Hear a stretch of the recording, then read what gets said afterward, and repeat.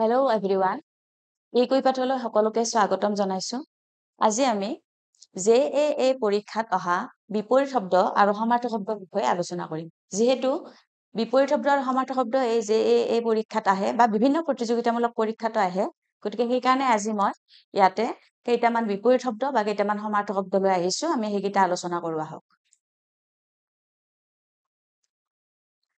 প্ৰথমতে আমি সমাৰ্থক শব্দৰ বিষয়ে জানো সমাৰ্থক শব্দ হৈছে এটা শব্দৰ বিপৰীতে সেই একে অৰ্থ বুজোৱা যিমানবোৰ শব্দ আছে সেইবোৰকে সেই শব্দটোৰ প্ৰতিশব্দ বা সমাৰ্থক শব্দ বোলে এটা শব্দৰ বিপৰীতে সেই একে অৰ্থ বুজোৱা যিমানবিলাক শব্দ আছে সেই শব্দবিলাককে সেই শব্দটোৰ প্ৰতিশব্দ বা সমাৰ্থক শব্দ বুলি কোৱা হয় আজি মই ইয়াতে কেইটামান সমাৰ্থক শব্দ লৈ আহিছো প্ৰথমতে আমি চাম পৃথিৱী সমাৰ্থক শব্দটো পৃথিৱী শব্দটোৰ সমাৰ্থক শব্দ হৈছে ধৰা মানেও পৃথিৱী বসুধা বসুন্ধৰা ধৰিত্ৰী মেদিনী বহুমতী এনেদৰে বিভিন্ন প্ৰতিশব্দ বা সমাৰ্থক শব্দ আছে পৃথিৱী শব্দটোৰ তেনেদৰে সূৰ্যৰো বিভিন্ন নাম আছে গতিকে সেই নামবিলাক আমি প্ৰতিশব্দ বা সমাৰ্থক শব্দ বুলি ধৰিব পাৰো সূৰ্যৰ সমাৰ্থক শব্দ বা প্ৰতিশব্দবিলাক হৈছে বেলি ৰবি অৰুণ ভাস্কৰ দিবাকৰ তপন আদিত্য এনেদৰে সূৰ্যৰ এইবিলাক হল সমাৰ্থক শব্দ তেনেদৰে চন্দ্ৰৰ সমাৰ্থক শব্দ বা প্ৰতিশব্দ আমি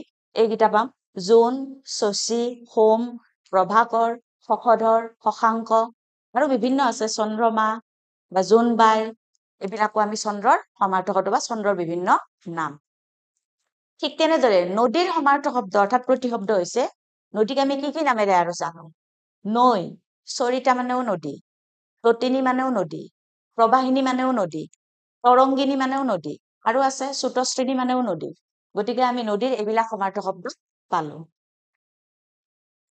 ঠিক তেনেদৰে চকুৰ সমাৰ্থক শব্দ বা প্ৰতিশব্দ আমি এইকেইটা পাম নয়ন নেত্ৰ লোচন অক্ষী এইকেইটা হল চকুৰ সমাৰ্থক শব্দ বা প্ৰতিশব্দ তেনেদৰে ঘৰ শব্দটোৰ সমাৰ্থক শব্দ বা প্ৰতিশব্দ আমি পাম গৃহ মানেও ঘৰ আলয় আবাস নিলয় গতিকে এইকেইটা হৈছে ঘৰ শব্দটোৰ প্ৰতিশব্দ বা সমাৰ্থক শব্দ তেনেদৰে পদুম ফুলৰ আৰু বিভিন্ন নাম আছে গতিকে সেই নামবিলাককে আমি সমাৰ্থক শব্দ বা প্ৰতিশব্দ বুলি ধৰিব পাৰো পদুম ফুলৰ কমল পদ্ম পংকজ শতদল শতপত্ৰ এনে বিভিন্ন নাম আছে পদুম ফুলৰ আৰু এইবিলাক হৈছে পদুম ফুলৰ সমাৰ্থক শব্দ ঠিক তেনেদৰে হাতীৰ সমাৰ্থক শব্দবিলাক হৈছে বা প্ৰতিশব্দবিলাক হৈছে গজ হস্তি কৰি মাতংগ ঐৰাবত এইকেইটা হৈছে হাতীৰ শব্দটোৰ সমাৰ্থক শব্দ তাৰপিছত আমি বতাহ শব্দটোলৈ যাওঁ বতাহ শব্দটোৰ সমাৰ্থক শব্দ বা প্ৰতিশব্দ হৈছে পৱন মানেও বতাহ বায়ু মানেও বতাহ অনিল মানে বতাহ সমীৰ মানে বতাহ আৰু সমীৰণ মানেও বতাহ এনেদৰে বিভিন্ন বা হাৱা বুলিও ক'ব পাৰি হাৱা মানে বতাহ গতিকে বিভিন্ন আমি সমাৰ্থক শব্দ বা প্ৰতিশব্দ পাওঁ ঠিক তেনেদৰে আকাশ শব্দটোৰ সমাৰ্থক শব্দ বা প্ৰতিশব্দবিলাক হৈছে নভ মানে আকাশ শূন্য গগন অম্বৰ নীলিমা এইকেইটা হৈছে আমি আকাশ শব্দটোৰ সমাৰ্থক শব্দ তেনেদৰে দিন শব্দটোৰ সমাৰ্থক শব্দ দুটাই আছে দিৱস মানেও দিন আৰু দিৱস মানেও দিন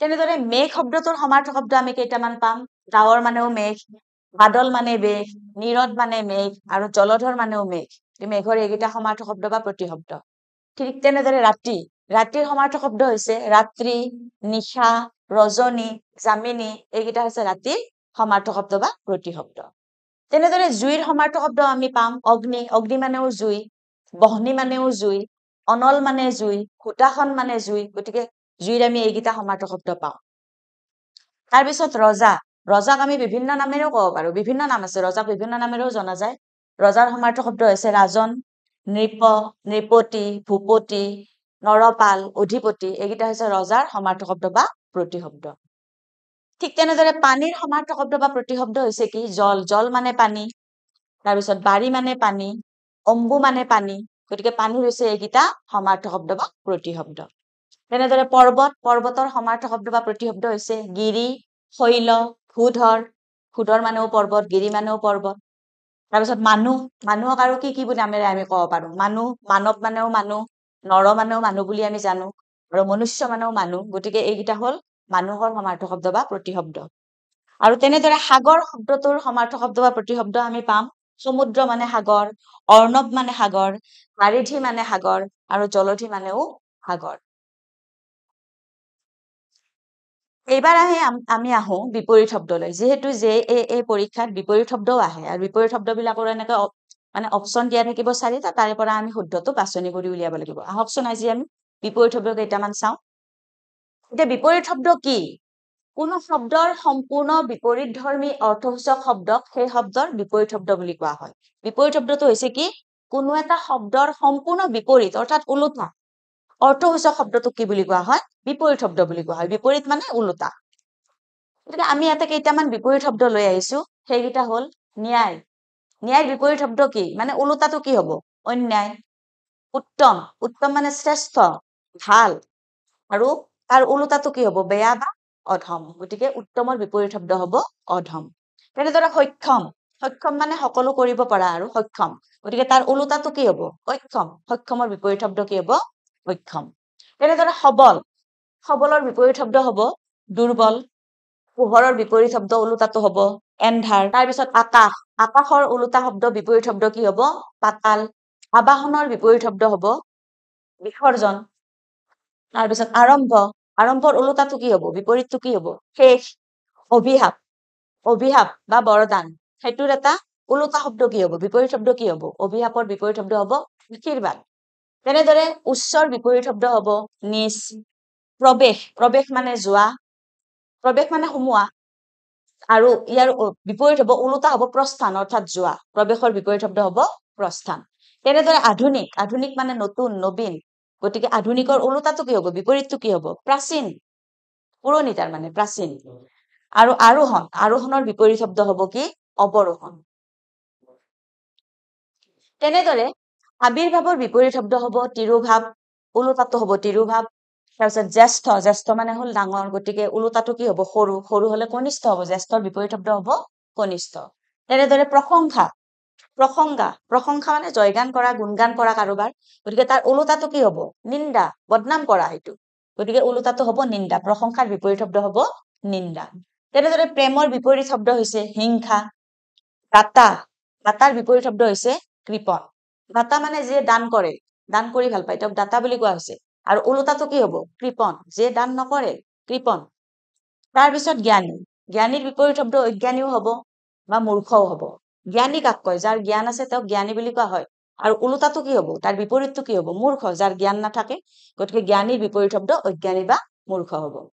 তেনেদৰে সুলভ শব্দটোৰ বিপৰীত শব্দ হ'ব দুৰ্লভ। সুলভ মানে হলে আমি যাক সহজতে লাভ কৰিব পাৰো। আৰু তাৰ ওলোটাটো কি হ'ব? দুৰ্লভ, মানে যাক আমি সহজতে লাভ কৰিব নোৱাৰো। গতিকে সুলভৰ বিপৰীত শব্দ হৈছে দুৰ্লভ। তেনেদৰে জন্ম শব্দটোৰ বিপৰীত হৈছে মৃত্যু। বিপৰীত শব্দ হ'ব মৃত্যু। পাপ। পাপ শব্দটোৰ বিপৰীত শব্দ হ'ব পুণ্য। তাৰপিছত আহিল জীৱন। জীৱনটোৰ বিপৰীত শব্দ হ'ব ওলোটাটো হ'ব মৰণ। তেনেদৰে দ্ৰুত। দ্ৰুত মানে খুব বেগাই, স্পীডত তাৰ মানে। গতিকে দ্ৰুতটোৰ বিপৰীত হ'ব ওলোটাটো কি হ'ব? মন্থৰ। মন্থৰ মানে হৈছে লাহে লাহে। তেনেদৰে ক্ষমা। ক্ষমাটোৰ বিপৰীত শব্দ প্ৰতিশোধ। কাৰোবাক ক্ষমা কৰি দিয়া আৰু তাৰ ওলোটাটো হ'ব কি? তাৰ ওপৰত প্ৰতিশোধ লোৱা। গতিকে ক্ষমাৰ বিপৰীত শব্দ হ'ব কি? প্ৰতিশোধ। তেনেদৰে বিস্তৃত। বিস্তৃতটোৰ বিপৰীত শব্দ হৈছে সংক্ষিপ্ত। বিস্তৃত মানে হলে বহলাই, বিশদ ভাৱে। আৰু সংক্ষিপ্ত মানে হ'ল চমু। গতিকে বিস্তৃতৰ বিপৰীত শব্দ হৈছে ক্ষিপ্ত। তেনেদৰে বৃদ্ধি। বৃদ্ধি মানে বাঢ়ি যোৱা বা বাঢ়ি অহা। গতিকে তাৰ ওলোটাটো কি হ'ব? কমি যোৱা। কমি যোৱাটোক আমি কি বুলি ক'ম? হ্ৰাস বুলি ক'ম। গতিকে বৃদ্ধি বিপৰীত শব্দ কি হ'ব? হ্ৰাস। তেনেদৰে সৃষ্টি। সৃষ্টি শব্দটোৰ বিপৰীত শব্দ হ'ব ধ্বংস বা প্ৰলয়। সৃষ্টি মানে নতুনকৈ সৃষ্টি কৰা। তাৰ ওলোটাটো কি হ'ব? ধ্বংস কৰি পেলোৱা, নষ্ট কৰি পেলোৱা, প্ৰলয়। গতিকে সৃষ্টিৰ বিপৰীত শব্দ হ'ব ধ্বংস বা প্ৰলয়। তাৰপিছত আহিল লাভ। লাভ শব্দটোৰ বিপৰীত শব্দ সকলোৱে জানেই, ওলোটাটো কি হ'ব? লোকচান। আৰু স্বৰ্গ বিপৰীত শব্দ হ'ব স্বৰ্গ শব্দটোৰ নৰক। গতিকে আৰু ইয়াৰ উপৰিও আৰু বিভিন্ন বিপৰীত শব্দ আছে। গতিকে আজি আমি এইকেইটা আলোচনা কৰিলো। সমাৰ্থক শব্দ, সমাৰ্থক শব্দ আৰু বিপৰীত শব্দৰ বিষয়ে আলোচনা কৰিলো আজি আমি। আশা কৰিছো সকলোৱে এই ভিডিঅ'টোৰ দ্বাৰা উপকৃত হ'ব।